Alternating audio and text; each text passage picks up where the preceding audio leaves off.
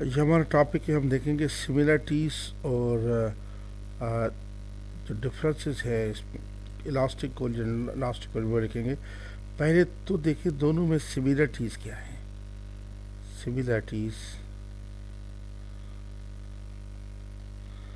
Between elastic and inelastic coiled.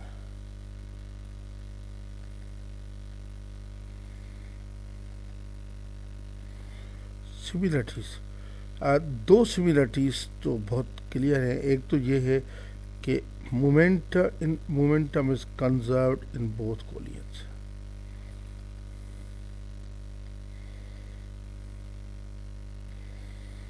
Conserved in both collisions.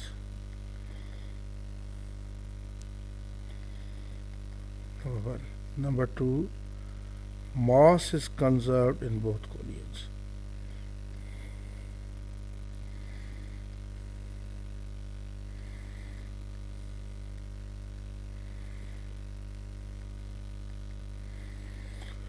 اور number تیسرا جو ہوتا ہے وہ ہے کہ total energy is کنزروڈ. Total energy کا مقصد ہے کہ انرجی جو ہمارے یونیورس میں بھی گئی اس میں گئی وہ ساری انرجی ملا کے ٹوٹل انرجی بھی کنزرو. تو یہ تین سملرٹیز ہیں. مومنٹم کنزرو ہوتا ہے دونوں کیسز میں, دونوں کولین میں. ماس بھی کنزرو ہوتا ہے دونوں کیسز میں, اور جو ہے ٹوٹل انرجی بھی کنزرو ہوتی ہے. اب آتے ہیں ہم ڈفرینسز کی طرف.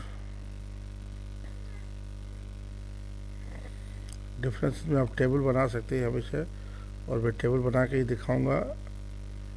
ٹیبل بناتا ہوں.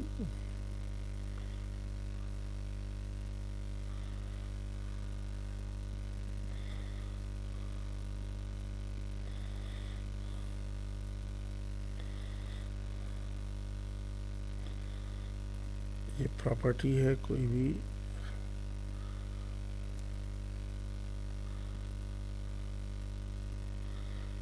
inelastic اور elastic.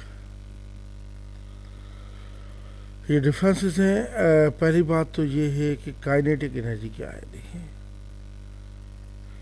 اس پہ inelastic میں ناٹ کنزروڈ, elastic میں کنزرو ہوتی ہے. ایک ڈفرینس. کائنیٹک انرجی الاسٹک میں نان کنزرو ہوتی ہے, الاسٹک میں کنزرو ہوتی ہے. اچھا, دوسرا ہے کہ باڈیز اسٹک اور not.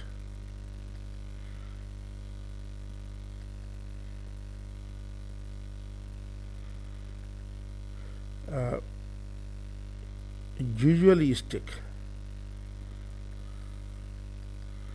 but it is not necessary.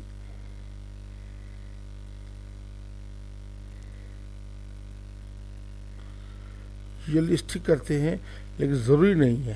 Elastic collision میں تو bodies can not stick. Stick کر گئے تو الاسٹک ہے ہی نہیں, کین ناٹ اسٹک. تو یہ کائنیٹک میں اور یہ اس پہ یہ آ گیا الاسٹک اینڈ الاسٹک میں.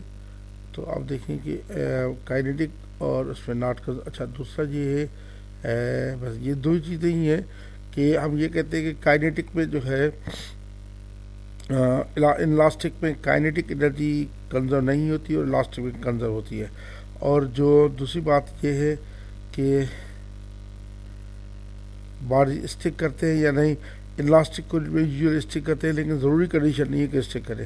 الاسٹک کولین میں اسٹک کر ہی نہیں سکتے. تو یہ ہمارے ڈفرینسز اور سملرٹیز